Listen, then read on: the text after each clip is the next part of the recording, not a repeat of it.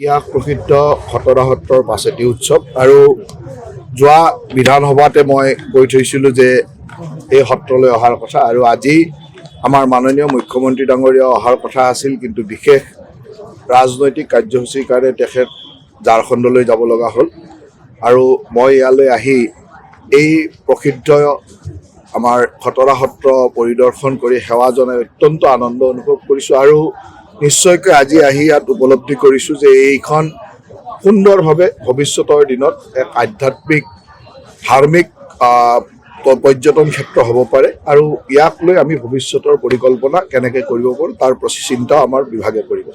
যিহেতুকে সত্ৰভাৰ কিবা পৰিকল্পনা আছে নেকি? মুখ্যমন্ত্ৰী ডাঙৰীয়াৰ কাৰ্যসূচী খোৱা বৰ টান, যিহেতু তেখেত বৰ্তমান মুখ্যমন্ত্ৰীৰ দায়িত্বৰ লগে লগে অসমৰ বাহিৰতো বহুকেইটা দায়িত্বত আছে আৰু বিশেষকৈ ঝাৰখণ্ডৰ নিৰ্বাচন লৈ তেখেত সঘনাই তাত অহা যোৱা কৰি থাকিব লগা হৈছে আৰু আজিও যোৱাকালি গৈ অহাৰ পিছত আজি আকৌ পিছবেলা যাব লগা হৈছে। গতিকে এনেকুৱা খুব ব্যস্ততাপূৰ্ণ কাৰ্যসূচীত আছে, গতিকে এতিয়াতে কোৱা অসুবিধা, কিন্তু তেখেতে যেতিয়া এবাৰ আহিম বুলি কৈছে নিশ্চয়কৈ এই সত্ৰলৈ আহিম। আৰু উন্নয়নৰ কিবা চিন্তা চৰ্চা আছে নেকি?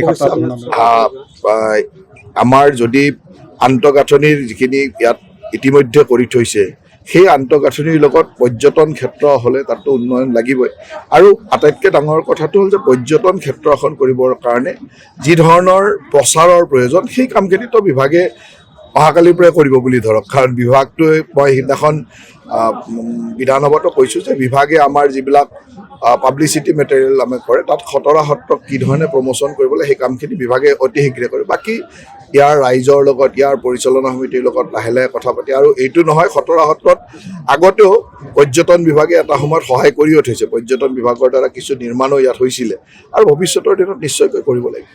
লাখ লাখ ভক্তৰ সমাৱেশ হৈ এই 4টা দিনত দেখিবলৈ পোৱা যায় যান জঁটৰ সমস্যাই ব্যাপক সমস্যাৰ সৃষ্টি কৰে। য'ত বেছিকৈ মানুহ আহিব তাত যান জঁট হ'বই। উপপথ কেইটা নিৰ্মাণ, সেইটোৱে যেতিয়া সমস্যা আহিব তাৰ সমাধানৰ নিয়মো ওলাব।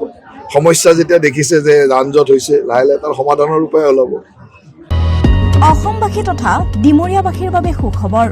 কামৰূপ মহানগৰ জিলাৰ সোণাপুৰত স্থাপন ডিমছ হাস্পতাল এণ্ড নাৰ্ছিং হোম। উপলব্ধ বিভাগসমূহ: general medicine, gynaecology, general and laparoscopic surgery, orthopaedic surgery, paediatrics and neonatology, palliative medicine, pain clinic, dermatology, ENT, urology. দুৰ্ঘটনা আৰু জৰুৰীকালীন সেৱাৰ বাবে 24 ঘণ্টাৰ উপলব্ধ ডিমছ হাস্পতাল এণ্ড নাৰ্ছিং হোম। অত্যাধুনিক সা সুবিধাৰে পৰিপূৰ্ণ ডিমছ হাস্পতাল এণ্ড নাৰ্ছিং হোমত উপলব্ধ digital X-ray, 24 hours pathology, ECG, PAC clinic, 24 hours RMO doctors. ঠিকনা: বৰঘাট, সোণাপুৰ, কামৰূপ মহানগৰ জিলা। যোগাযোগৰ নম্বৰ 8009040080।